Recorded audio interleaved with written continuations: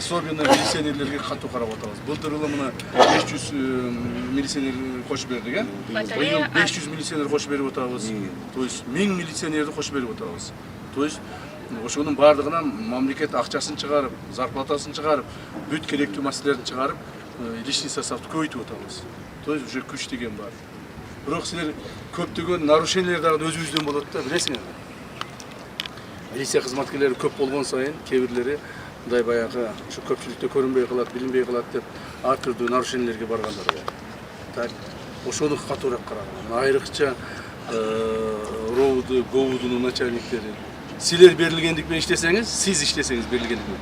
Мына бул старший лейтенант сизге карап турат да. Подполковник не кылар экен депчи.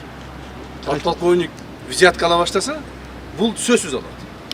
Бул албай койбойт. Мына мен айтайын. Сиз албасаңыз бул алат. Так, сиз албасаңыз бул ойлонот. Алсамбы, албасамбы, тиги подполковник албай атат. Что-то не то. Деп ойлонот да, ана сизди карап туруп, үлгү болосуз да, сиз үлгү болуп сизди карап турат.